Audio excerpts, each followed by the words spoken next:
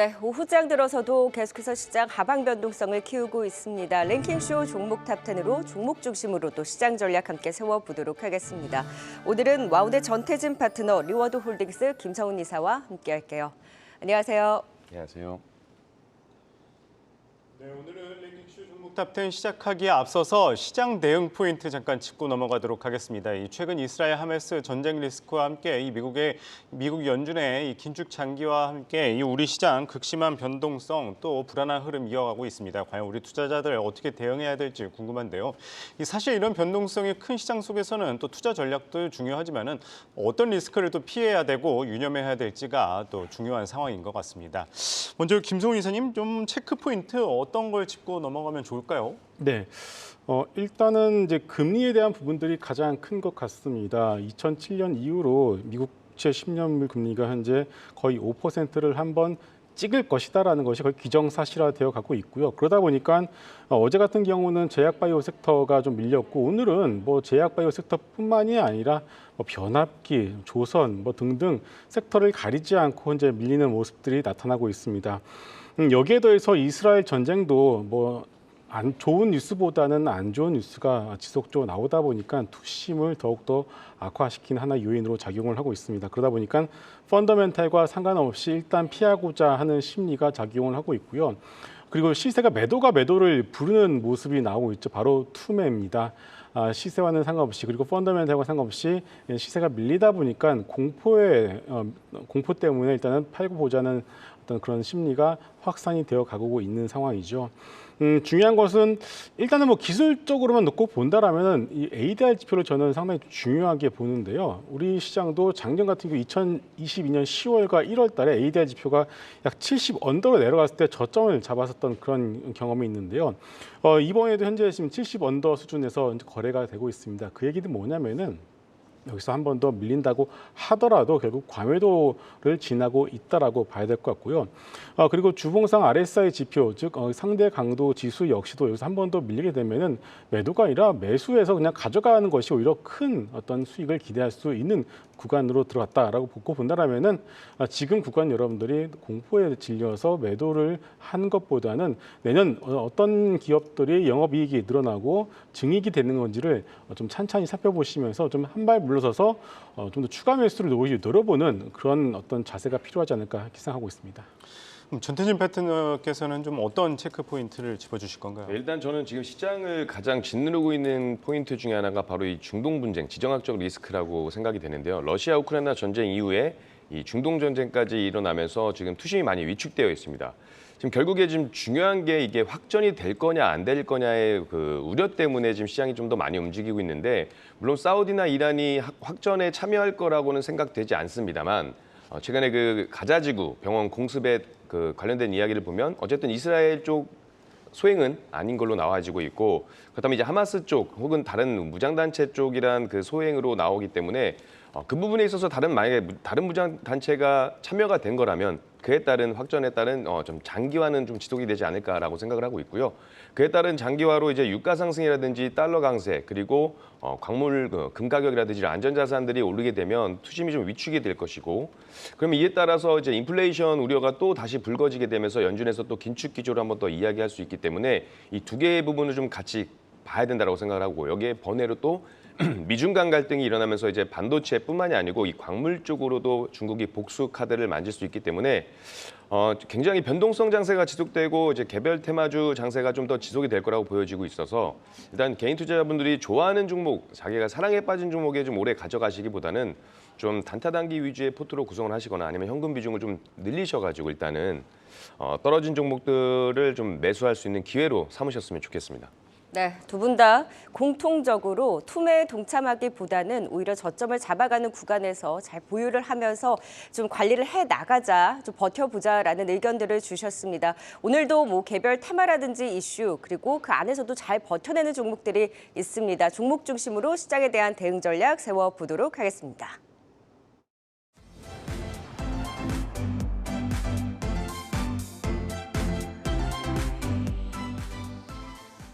네, 오늘 시장 중동 전쟁의 불안 확대, 미 국채 금리 5% 육박, 테슬라의 어닝 쇼크 등 하락장 그 이유는 많습니다. 금리 상승, 달러 강세, 외국인 매도, 시장 하락, 코스닥의 3%까지 낙폭을 키우면서 취약한 흐름인데요. 종목 중심으로 시장에 대한 대응 전략, 랭킹쇼 종목 탑10 시작해 보도록 하겠습니다. 자, 이팔 전쟁에 따른 안전자산 선호 심리로 금 가격 상승에 기인한 금 관련주도 테마격의 상승을 보이고 있습니다. 엘컴텍과 함께 금, 안전자산의 시각으로 시장 흐름 짚어볼까요? 이 몽골 현지 금 매장 광구 탐사권을 보유해서 금 관련주로 분류되면서 금 가격이 오르면 엘컴텍은 의뢰에 항상 같이 움직이죠.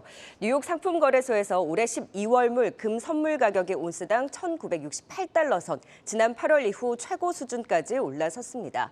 지정학적 리스크에 따른 안전자산향 자금이 유입되고 있는 건데요. 전쟁으로 파생된 테마들 단기 급등락을 보이고 있습니다.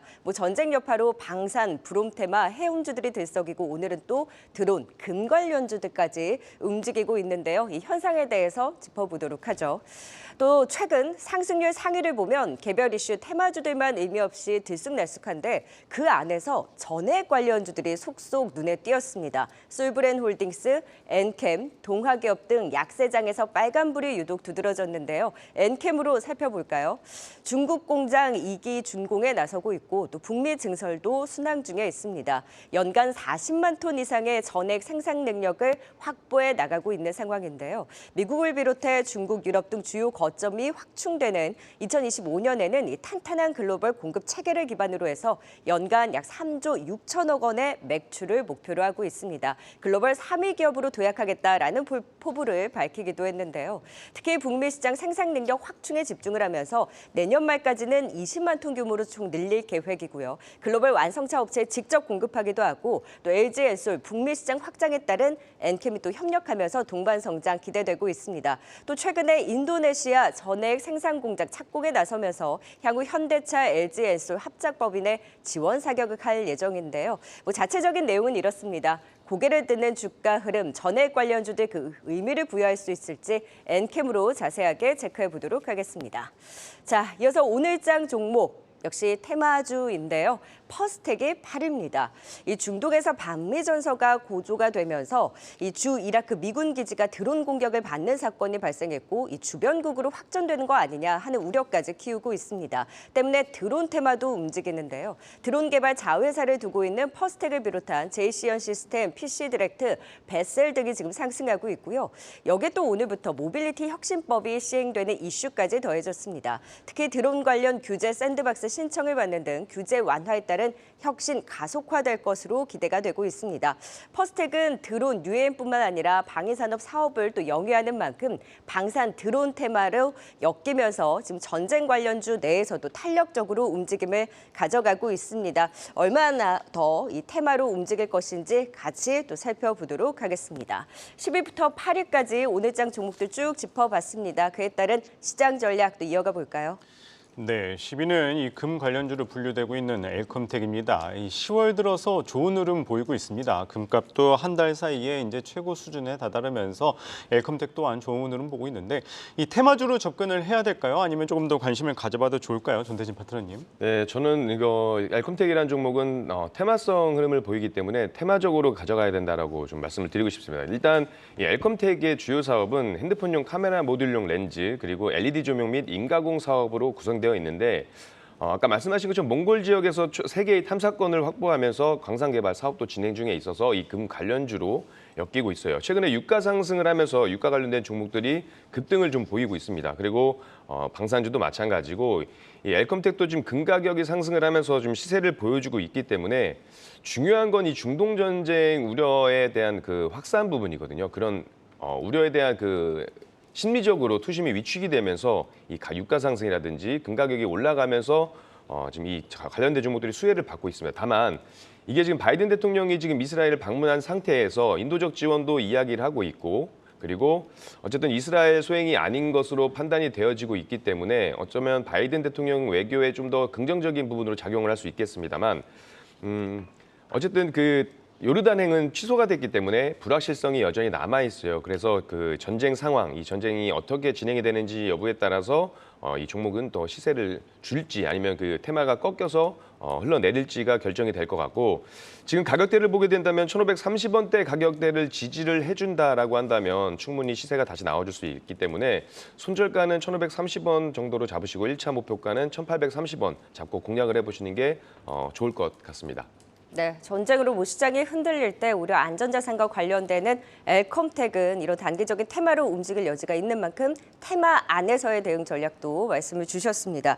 자, 이번에는 엔캠 좀 살펴보도록 하죠. 최근에 시장 흔들릴 때 전액 관련주들은 사실 그동안 정말 못 갔던 종목들인데 최근에 동반해서 고개를 들고 있는 흐름입니다. 김성훈 의사님, 그 배경이 어디에 있을까요? 네, 일단은 그동안 2000년대 빅사이클에서 완전히 소외가 되었었죠. 그렇지만 일단은 그런 부분들에서 이제 벗어나고 있는 상황이고요. 그리고 이제 엔캠 같은 경우에는 이제 회사 측에서 상당히 좀 많은 것을 준비를 하고 있습니다. 내용을 좀 확인해 보니까 생산 능력 같은 경우에는 2025년 캐파 91만 톤으로 현재 계획을 하고 있고, 고객사 같은 경우도 메이저 탑 4개 회사 LG엔솔, SK이온, CATL, 파나소닉을 고객사로 가지고 있는 상황입니다. 매출 같은 경우도 2025년 매출 3.6조를 목표로 잡고 있는 상황이에요. 상당히 좀 많은 것들을 준비를 이제 하고 있었는데, 이제 엔캠 같은 경우는 그동안 주가 못 갔었던 가장 큰 이유는 지배 구조에 대한 이슈가 좀 있었습니다. 대표이사 지분이 좀 낮다 보니까 공격적 투자에 대해서도 좀 어떤 우려감을 좀 표시를 했던 부분들이 있었거든요. 그래서 그런 것들이 좀 주가를 좀 끌어올리지 못했었던 어떤 요인으로 작용을 했었는데, 이런 부분들은 어느 정도 주가에 충분히 선 반영이 되었다라고 봐야 될 것 같습니다. 그래서 지금부터는 이제는 좀 이제 지켜보자, 다시 봐도 된다라는 심리가 확산이 되어 가고 있는 것 같습니다. 일단은 뭐 좋은 포인트들을 몇 개 말씀을 드리게 되면은 엔캠 같은 경우는 중국 업체들과 경쟁을 할 수밖에 없는 구조인데요. 이 IRA를 얘기를 안 할 수가 없겠죠. 이 IRA의 가장 큰 수혜를 엔캠이 받을 수밖에 없는 상황입니다. 왜냐하면은 중국 기업들의 경우에는 북미 시장 진출이 현실적으로 어려운 상황입니다. 공장 대부분이 중국 같은 경우는 중국 내에 있기 때문이겠죠. 그렇기 때문에 중국 시장을 제외한다라면 글로벌 시장에서는 엔캠이 글로벌 1위라고 봐야 될 것 같고요. 그리고 합작법인 EDL을 통해서 새만금 특화단지에 리튬염 생산시설을 건설 중에 있고요. 리튬염 외에도 첨가제, 용매까지 조인트 벤처를 통해서 내재화를 추진 중에 있습니다. 그래서 일단 안 좋은 내용들은 그동안 이제 충분히 주가에 선 반영을 시켰고, 앞서 말씀드린 좋은 포인트들을 지금부터 하나 둘씩 확인을 해 나간다라면 주가는 지금은 바닥을 잡고서 좀 천천히 우상향할 것으로 기대를 해보겠습니다. 네, 조금 더 이 기다려보면서 우상향을 기다려보자 엔캠 진단해 주셨습니다. 이어서 8위 퍼스텍 살펴보도록 하겠습니다. 최근 시장의 변수 중 가장 큰 것 중 하나는 아무래도 이스라엘 하마스 전쟁이죠. 당연히 이 전쟁 관련해서 뜨는 관련주, 방산주가 떠오르고 있는데, 이 방산주 가운데 퍼스텍 또한 최근에 흐름이 괜찮습니다. 퍼스텍도 뭐 테마로 접근해야 될까요? 아니면 조금 더 지켜보면 좋을까요? 전태진 파트너님. 이 전쟁 관련된 종목들은 저는 무조건 테마적, 단기적으로 좀 대응을 하시라고 말씀을 드리고 있고, 이 퍼스텍 같은 경우도 어제 굉장히 좋은 흐름을 보였기 때문에 전쟁 때문에 오르는 종목이라 좋은 종목이라고 좀 말씀드리긴 좀 그렇지만 급등할 수 있는 끼를 좀 보여준 종목이어서 오늘 좀 가지고 나와봤고요. 아무래도 이 방산주 같은 경우가 반응을 했을 때 보면 이제 북한에서 미사일을 쐈을 때라거나 그리고 전쟁 관련 이슈가 나왔을 때인데, 일단은 지금 러시아 우크라이나가 전쟁이 나왔을 때는 그 이전부터 시세를 좀 보여주면서 막상 그 전쟁이 터진 날은 그날을 고점으로 좀 주가가 밀렸는데, 최근의 흐름은 이제 전쟁이 갑자기 나왔기 때문에 그 이후에 급등을 보여주고, 이게 지금 사그러들지 않는 이유가 아까 말씀드린 것처럼 이 중동 우려 부분이 계속돼서 나오기 때문에 지금 이 종목들이 단기적인 시세를 좀 보여주고 있고, 퍼스텍은 일단 국내에서 단일 사업으로 방위 산업을 운영하고 있고, 근데 방위 산업, 이 방산주 같은 경우가 전쟁이 났을 때 좀 이슈를 좀 받고 있지만, 저는 개인적으로 지금 폴란드 이 K 방산에 대한 관심도도 충분히 높고 있기 때문에 이 전쟁 이슈 말고도 충분히 성장성이라든지 이 방산 관련된 산업에서는 중요한 흐름이 나와줄 수 있고 우상향해줄 수 있다라고 판단이 되고 있습니다만, 지금의 방산주의 흐름은 단순히 테마적으로 움직인다. 그래서 이 종목 역시 단기적인 테마 목적으로 좀 대응을 하시는 게 좋을 거고 4,640원 일단 1차적 목표가 정하시고 3,850원 손절가 라인 정하신 다음에 데이 트레이딩이 가능하신 분들만 좀 접근을 하셨으면 좋겠어요. 일단 직장인분들이나 이렇게 매번 볼 수 없는 분들은 사놓고 보시다 보면 갑자기 또 어떤 호재가 나와서 밀리는 경우가 있기 때문에 데이 트레이딩이 가능하신 분들만 공략을 좀 하시는 그런 전략을 가져가셨으면 좋겠습니다.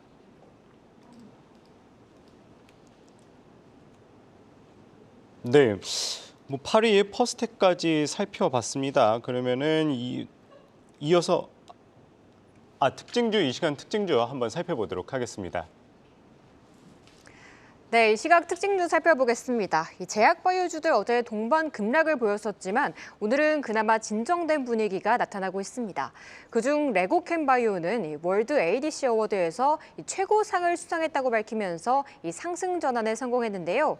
오름폭은 약하긴 하지만 그래도 0.7% 오르면서 33,650원에 거래되고 있습니다. 오늘 전반의 분위기가 무거운 상황이죠. 그중에서 먹거리가 있는 종목들만 급등세를 연출하고 있는데요. 그중 소카는 롯데렌탈과의 경영권 분쟁 이슈로 인해 재조명받고 있는 종목입니다. 이 소카 최대 주주와의 지분 차이가 2%밖에 나지 않는 상황으로 7거래일째 상승세를 보여가고 있는데요. 오늘 두 자릿수의 급등 나오면서 현재 23%의 오름폭 나타내고 있습니다. 3분기 실적 시즌 그래도 호실적 기대주들은 선방해주고 있는 상황이죠. 한국 타이어앤테크놀로지는 최대 매출처인 유럽과 미국 위주로 매출 성장이 나타나면서 3분기 실적 시장 기대치를 뛰어넘을 것이 전망되고 있습니다. 게다가 현재 저평가 상태에 있다며 저가 매수 전략 유효하다는 분석도 나오고 있는데요. 연이트 빨간불 켜내면서 1.7% 상승하고 있습니다.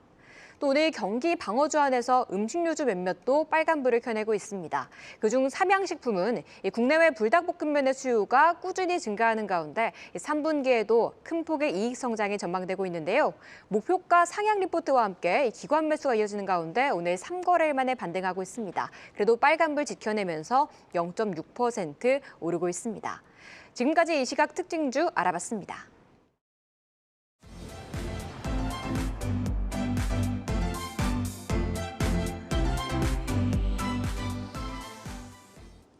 네, 랭킹쇼 종목 탑10. 이번에는 미국발 이슈로 움직이는 종목들 순위에 이름을 올렸습니다. 하나하나 짚어볼까요? 미국장 마감 이후 넷플릭스 구독자 급증에 따른 호실적 소식을 전하면서 시간외 급등이 나왔습니다. 모처럼 컨텐츠주에 훈풍을 불어넣어주면서 스튜디오 드래곤 오랜만에 짚어볼까요? 넷플릭스 3분기 분기 기준 가입자 증가폭이 3년여 만에 최대치를 기록했다라는 소식이 전해지면서 스튜디오 드래곤을 비롯해서 뉴, 에이스토리 일부 컨텐츠주들이 함께 강세를 보이고 있습니다. 3분기 실적에 있어서도 전년 대비 소폭 감익이 예상되기는 합니다만 컨센서스에는 부합할 것으로 전망되고 있습니다. 전분기와 마찬가지로 OTT 업황의 부진, 광고 시장의 위축 영향으로 실적 회복이 쉽지는 않지만 해외 성과가 고무적이었고 또 투자 대비 돈을 얼마나 벌었는지에 대한 척도 리쿰률이 개선이 되면서 선방할 것으로 기대가 되고 있습니다. 하반기 대작들 방영이 예정되어 있고요. 드라마 편성은 줄었지만 동시 방영 비율이 높아지면서 수익성 개선을 기대하고 있습니다. 주가는 광고 부문의 위축에 따른 우려를 상당 부분 반영하면서 밸류 하단까지 밀린 자리입니다. 하나증권에서는 목표가 7만 원, 대신증권에서는 8만 9천 원을 제시하고 있습니다. 넷플릭스발 훈풍과 더불어서 얼마 더 반등을 꾀할 수 있을지 컨텐츠주 오랜만에 짚어보도록 하죠. 자, 계속해서 6위입니다. 넷플릭스는 실적 좋았지만 테슬라는 어닝 쇼크였습니다. 2차 전지주들 같이 부진하네요.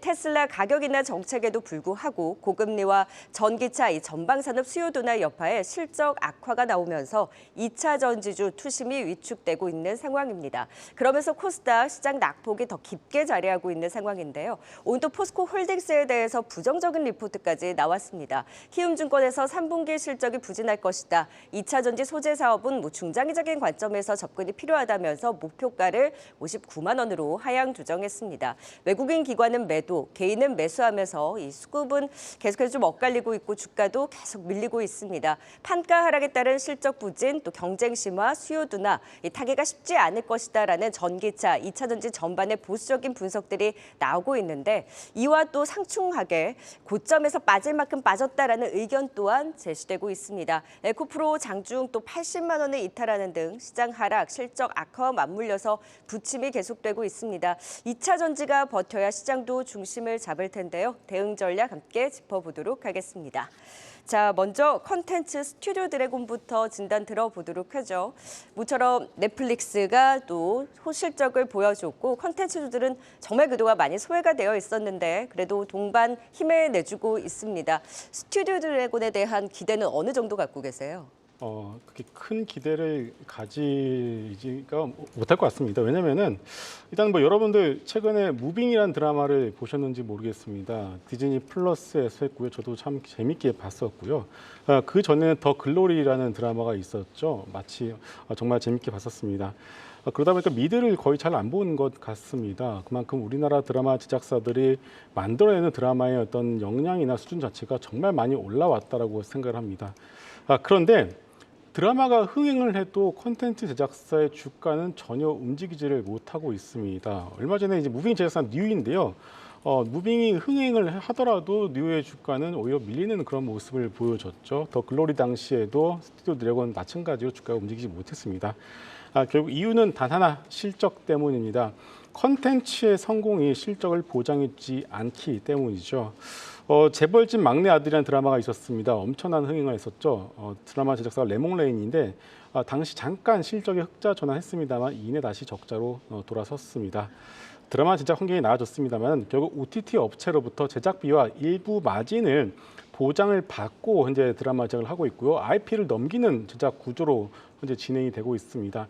이렇게 되면 어떤 게 문제냐면은 결국 마진 자체가 그렇게 뭐 넉넉한 마진을 받지 못하고 있는 상황이죠. 그렇다면은 결국 그것만 가지고서는 투자하는 입장에서, 즉 주식시장의 입장에서는 그 이상의 성장을 바라보기가 상당히 어렵다라고 봐야 될 것 같습니다. 그렇기 때문에 회사 자체는 물론 회사를 운영하기 위해서 어느 정도 확정된 수익을 먼저 받는 것이 좋겠다라고 판단할 수 있겠지만은 투자를 하는 주식시장의 입장에서는 그 이상의 성장을 기대할 수가 없기 때문에 드라마 제작사 주가 현재 부침을 겪고 있다라고 봐야 될 것 같습니다. 결국 이것을 넘기는 유일한 방법은 IP를 넘기지 않고 뭐 방영권을 계약한다든가 이런 형식으로 가고 나서 이 IP를 가지고서 OSM이라고 하죠. 원소스 멀티 유즈라고 하는 하나의 IP를 가지고서 뭐 게임도 만들고 이것도 하고 저것도 하는 다양한 방식의 어떤 사업을 벌여야 하는데 아직까지 우리나라 드라마 제작사가 그런 역량을 가지고 있지는 않은 것 같습니다. 그렇기 때문에 현재 주가가 좀 바닥권에 있기 때문에 굳이 매도를 할 필요는 없겠습니다만은 적극적 매수 관점을 유지하기도 어려울 것 같습니다. 네, 7위 스튜디오 드래곤에 대한 의견 들어봤습니다. 이어서 6위 2차 전지 관련주들 살펴보도록 하겠습니다. 간밤 테슬라의 어닝 쇼크로 인해서 우리 시장에서도 좀 영향을 받는 모습입니다. 테슬라에 대한 목표 주가도 하향되는 상황인데 이에 따른 2차 전지주들 부진한 흐름 좀 더 이어갈까요? 어떻게 바라보시나요, 전태진 파트너님? 일단 조정이 좀 더 나올 것이라고 판단이 되어지고 있는데 기술적으로 보게 된다면 지금 굉장히 중요한 변곡 포인트에 있다라고 생각이 됩니다. 일단 2차 전지가 밀리고 있는 이유는 테슬라가 어닝 쇼크를 발표를 했고 장중 하락과 더불어서 시간에서도 하락을 보여주면서 좀 밀렸고요. 여기에 포스코 그룹에 대한 부정적 견해 그리고 지난주 발표됐던 에코프로 그룹 실적까지 좀 복합적으로 좀 몰리면서 2차 전지가 많이 밀렸고요. 그리고 최근에 외국인 투자자들이 이제 한 달간 국내 증시에서 2차 전지 관련 주식을 좀 대거 팔았어요. 외국인의 수급이 좀 빠지면서 이 역시도 2차 전지주 하락에 좀 영향을 주는 모습입니다. 일단 아무래도 글로벌 고금리 기조로 강달러 현상이 강해지면서 외국인들의 이 매도가 아무래도 2차 전지 쪽으로 수급이 나온 것 같고요. 그 외에도 지금 보게 되면 기사를 보게 되더라도 리튬 가격이 최근에 뭐 반등을 했다라고 하면서 리튬 관련주들이 급등을 좀 보였었는데 오늘 기사를 좀 보게 되면 세계 1위 리튬 생산업체 앨범알에 대해 단중기적으로 리튬 공급가인 국면에 지속되면서 마진 압박을 받을 수 있다라는 경고가 나오면서 리튬 바닥은 아직 좀 멀었다라는 그 뉘앙스의 기사도 나온 적이 있어요. 자, 2차 전지는 제가 지금 예전부터 그 처음 그 공매도 관련된 이야기가 나오면서 급락을 보였을 때보다 좀 많이 말씀을 드렸는데 지금 이 기술적으로 봤을 때 굉장히 좀 중요한 포인트긴 합니다. 지금 에코프로벤 같은 경우도 결국에 지금 24만 1,000원 이 가격대를 이탈하게 되면 조금 더 주가가 밀릴 가능성이 있어요. 물론 종목마다 좀 다르긴 하겠지만 지금 그래도 지금 이 주봉상 흐름에서 지금 23만 1,000원대 이 가격대를 좀 지지 바닥을 다져준다라고 한다면 충분히 기술적 반등이 가능한 구간입니다. 근데 이건 기술적으로만 봐야 되는 부분이라고 하고 이제 어차피 결국에 글로벌 매크로 상황에서 좀 본다라고 한다면 2차 전지 관련주들은 조금 더 조정이 나올 수 있지 않을까 혹은 횡보의 흐름이 이어지지 않을까라는 생각을 하고 있기 때문에 제가 아까 초반에 말씀드렸던 것처럼 이 종목의 사랑에 빠지셔가지고 손실을 좀 키우시는 것보다는 좀 단호하게 좀 손절에 대한 부분도 하시고 오히려 좀 더 밀렸을 때 바닥권에서 다시 사서 수익을 빨리 전환시키는 전략도 가져가는 게 저는 오히려 더 현명하지 않을까라는 생각을 하고 있어서 횡보 내지 좀 밀릴 경우에는 나중에 추가 매수보다는 일단 정리를 한번 하시고 그리고 나서 다시 한번 반등을 보였을 때 그때 재공략을 한번 해보시는 게 좋을 거라고 생각이 됩니다. 네, 2차 전지주에 대한 의견은 팽팽한 것 같습니다. 6위 2차 전지주로 해서 시장 전반적인 흐름 짚어봤습니다. 10위부터 6위까지 투자 포인트 다시 한번 정리해 보겠습니다.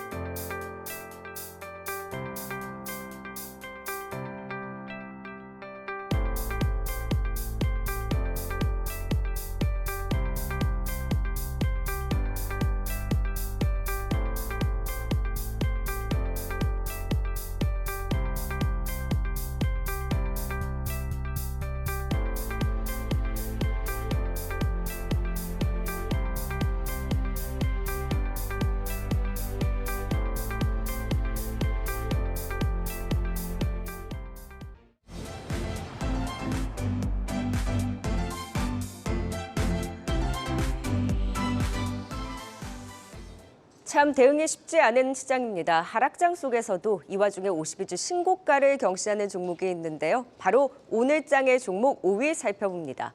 이 화장품계의 엔비디아다라는 평가와 함께 코스메카의 흐름이 강합니다.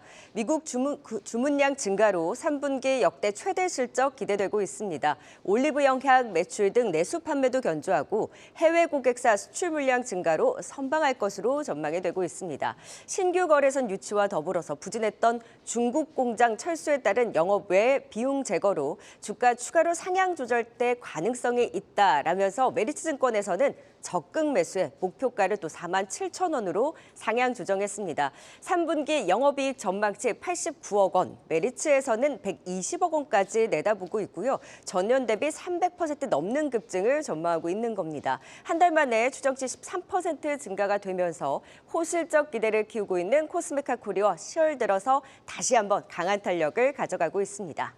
자, 이어서 4위 살펴볼까요? 해운주도 전쟁 이슈의 테마처럼 움직이고 있죠. 대한해운 오늘도 움직임을 가져갑니다.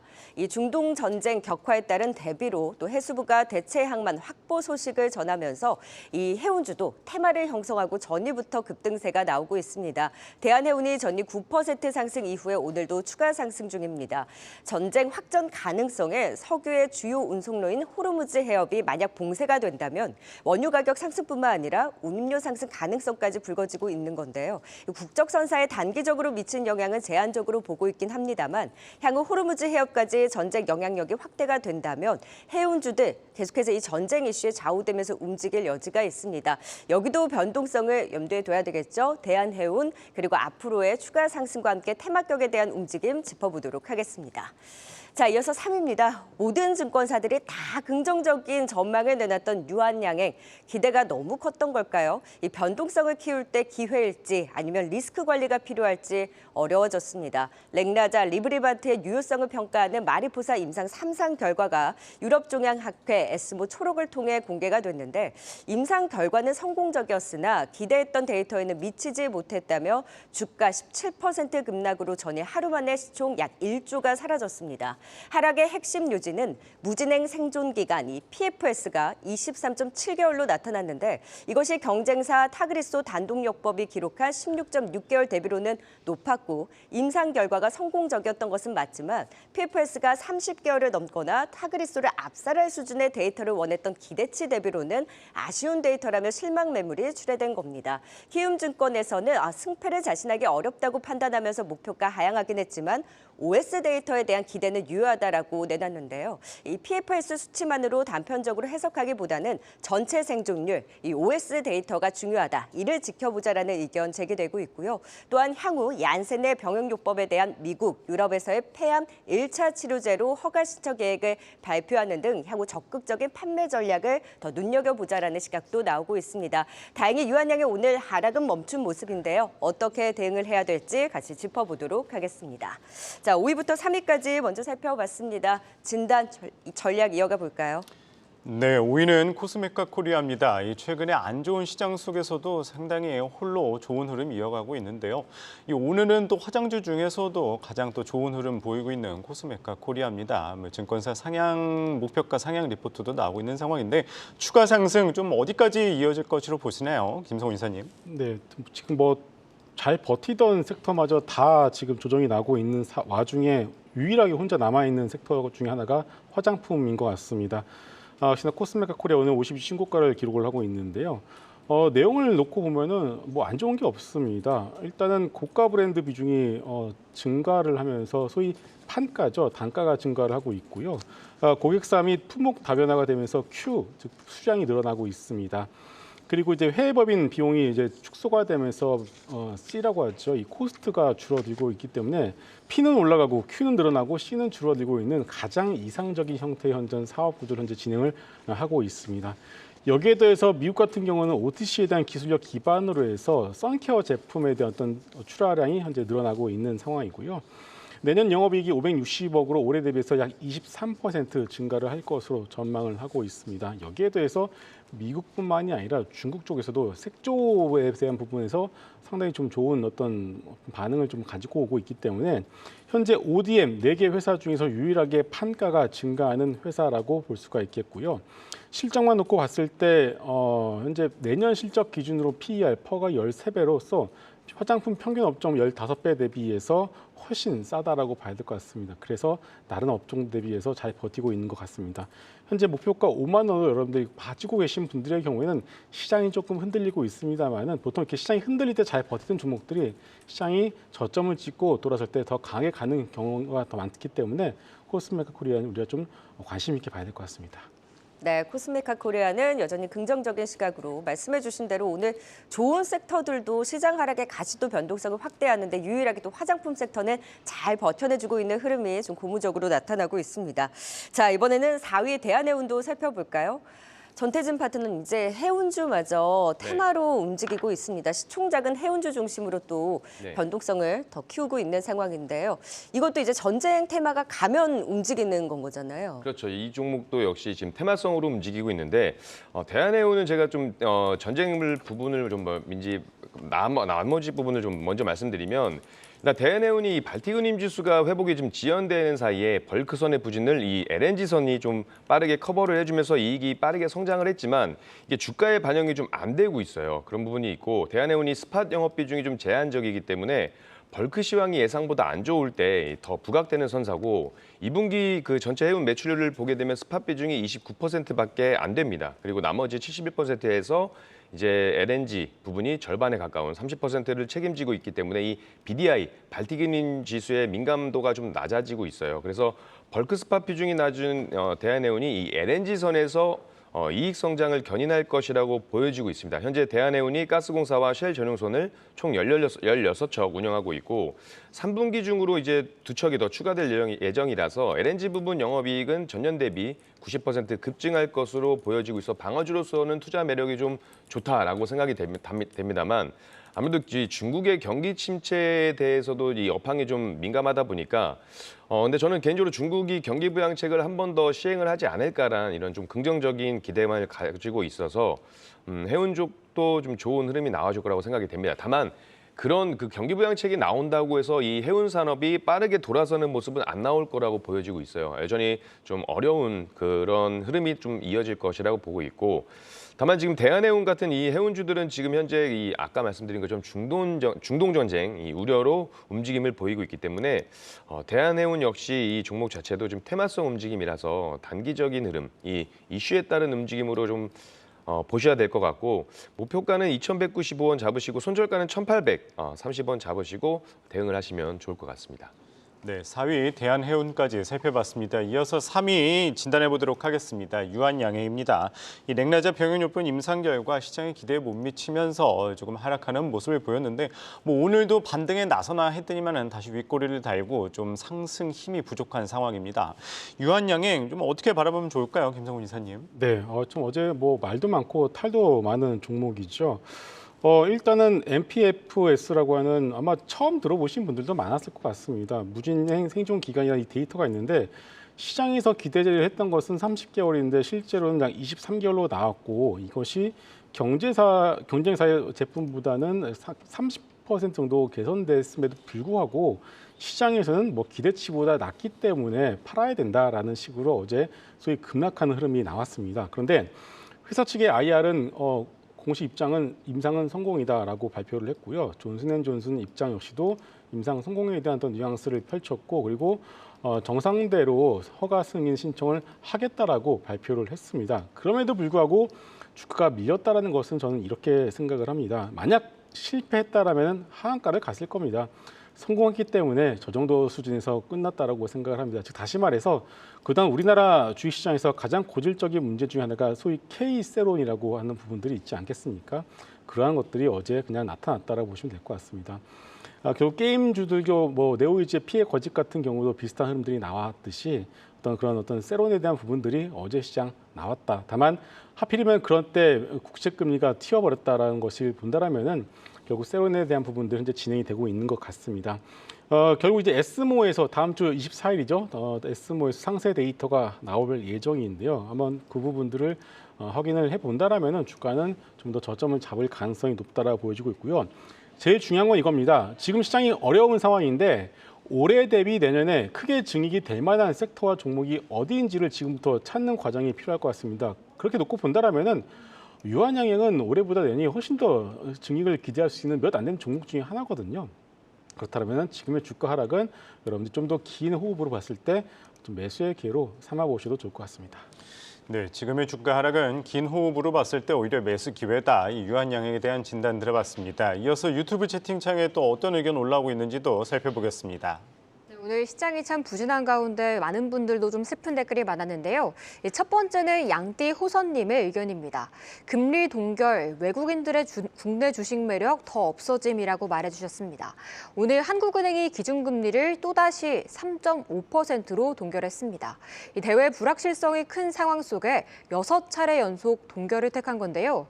글로벌 증시 안에서의 상황도 고려해야 하지만 이 한국은행은 국내 물가 상승에 대한 부담이 크기에 금리 인하로 스탠스를 바꾸는 것은 내년 2분기 이후에야 가능할 것으로 보인다는 전망이 나오고 있습니다. 다음은 박충성님의 의견입니다. 신흥국 증시 다 팔아서 미 국채 사는구나 라고 댓글 달아주셨는데요. 네, 최근 미국 국채 금리 상승세를 지속하면서 무려 5% 턱 밑까지 올라왔습니다. 미국 경제가 예상과는 달리 호조를 보이고 있고요. 미국 연방정부의 재정 적차로 국채가 시장으로 쏟아져 나오고 있는 데다 경기 불확실성이 커지면서 리스크 프리미엄이 붙고 있기 때문인데요. 우리 투자자들이 일본과 홍콩, 우리나라 등 아시아 증시 신흥국 증시를 매도하는 모습이 두드러지게 나타나고 있습니다. 자금 이탈 잡을 방법이 없다는 게 참 서럽네요. 다음은 랜드튜브님의 의견입니다. 자동차가 지수 방어한다니까 라고 댓글 달아주셨어요. 네, 코스피 시총 상위주 대체로 파란불이 짙은 가운데 기아는 그래도 보합권에서 움직여주고 있습니다. 완성차주들이 시장이 힘들 때 마치 응원하듯이 이 빨간불로 방어해주곤 하는데요. 현재 기아는 이 삼성전자 다음으로 오늘장 외국인 순매수 2위 종목으로 꼽히고 있고요. 최근 우리 시장 전반의 팔자 기조가 강한 가운데에서도 이 개별로 9월 19일부터 단 하루를 제외하고 매일매일 외국인이 포트폴리오에 담고 있습니다. 그 힘으로 주가도 좀 쭉쭉 올라갔으면 좋겠습니다. 마지막은 유레카님의 의견입니다. 코스닥 783포인트라면서 지수 짚어주셨습니다. 네, 오늘 7개월 만에 코스닥이 780선으로 주저앉았습니다. 이 800선 지지 하루 만에 이탈할 줄은 몰랐는데 전반의 분위기가 안 따라주니까 어쩔 수 없는 것 같은데요. 오늘 2차 전지, 반도체, 바이오 다 내리고 있는 가운데 현재 3.19% 하락하면서 783포인트에 거래되고 있습니다. 그래도 후반에는 좀 변동성 가져가면서 조금 올라설 수 있길 바라보겠습니다. 지금까지 목요일장 시청자분들의 의견 함께 알아봤습니다. 네, 오늘 장의 종목, 오늘 약세장에서도 버텨내는 종목들이 2위와 1위에 이름을 올렸습니다. 바로 오늘 장 종목 2위 살펴볼까요? 전일 유한양행발 이슈의 제약바이오주들 일제히 투심이 위축되고 하락하면서 부담이었는데요. 오늘은 이 장에서도 삼성바이오, 셀트리온 그룹주들의 선방이 눈에 띕니다. 특히 삼성바이오로직스는 최근 시장 하방 리스크를 키울 때 버텨내는 흐름을 속속 보여주기도 했었는데요. 3분기 실적 컨센서스를 웃돈 호실적 전망되고 있고요. 4공장 이 가동률이 예상보다 빠르게 올라오고 있고 이와 함께 수주 계약도 순항을 보이고 있습니다. 5공장 건설 진행률도 32%로 빠르게 진행되면서 완공 시기를 앞당기고 향후 실적 성장 기대 또한 키우고 있습니다. 최근 낙폭과대 수급이 또 유입되고 있는 상황이고요. 셀트리온도 램시마의 유럽에서 2달 수주 소식 긍정적으로 전하고 있고 3분기 역시 호실적 전망과 함께 연간으로도 실적 개선 기대되고 있습니다. 무엇보다 연내 램시마 SC의 FDA 허가 모멘텀을 주목하고 있죠. 그리고 최대 글로벌 양대 의결권 자문사가 모두 합병 찬성에 나서면서 합병 성공의 청신호를 켜기도 했습니다. 버텨내는 삼바와 셀트리온이 오늘 장 종목 2위를 차지했습니다. 자, 이렇게 약세장에서도 버티는 흐름 더 눈에 띄는 종목입니다. HBM의 대장 한미반도체 탄탄하네요. 장중 5%까지 오르면서 대장다운 면모를 보이다 하락 전환하는 등 변동성이 있기는 합니다만 최근 시장과 별개로 추세 탄탄하게 이어가는 흐름 긍정적입니다. 차세대 HBM 진화에 따른 본딩 장비도 빠르게 진화시켜 나가면서 발빠르게 잘 대응을 하고 있고요. TSP TC 본더 1위 업체로 SK하이닉스의 엔비디아향 견고한 HBM의 공급 지위와 동반 성장해 나가고 있는 상황입니다. 8월에서 9월 연달아 SK하이닉스와 수주 계약을 체결하면서 이 TC본더 글로벌 1위로서 또 계속해서 그 지위를 또 다져가고 있는 상황인데요. 또한 300억 원 규모 자사주 매입 소식까지 전하면서 주가 지지를 내주고 있습니다. 한미반도체 대망의 1위로 약세장에서 눈에 띄는 종목으로 꼽혔습니다. 자, 이제 2위와 1위 각각 진단 들어보도록 하겠습니다. 전태준 파트너님. 최근에 정말 흔들릴 때 삼성바이오로직스가 은근히 잘 버티더라고요. 그 버티는 배경 어떻게 보세요?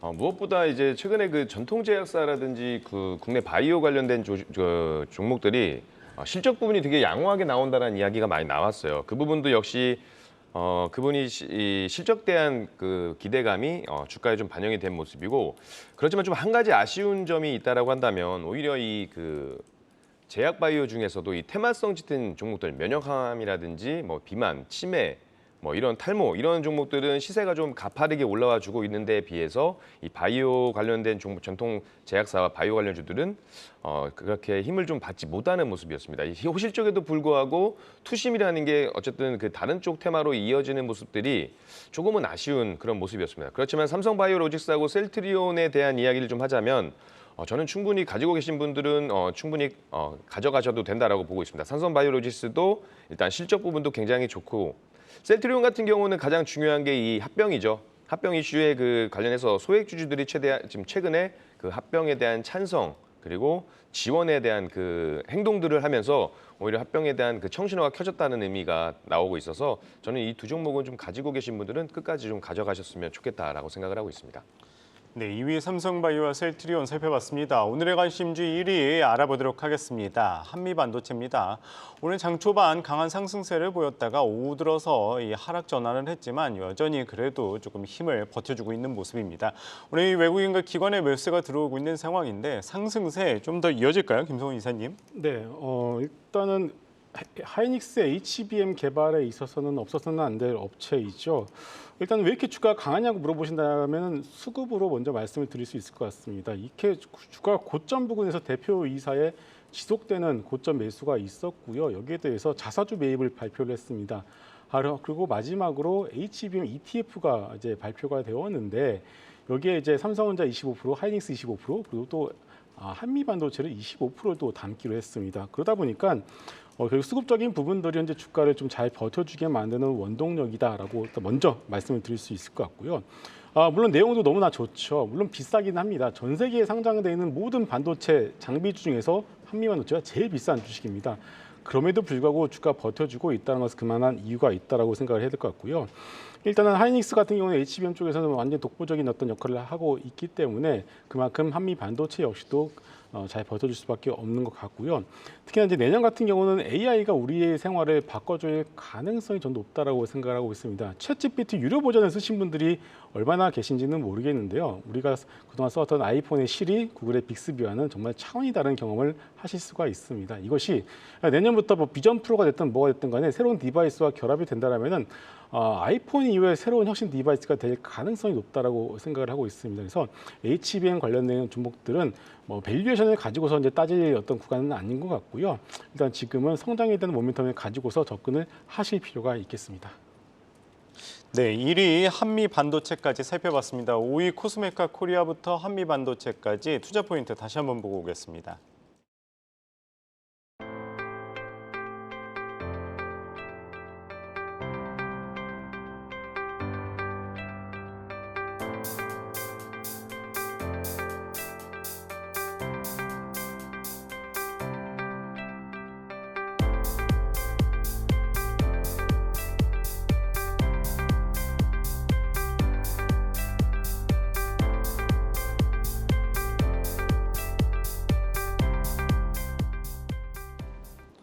네, 오늘은 김성훈 이사, 전태진 파트너, 박소영 캐스터와 함께했습니다. 말씀 고맙습니다. 고맙습니다.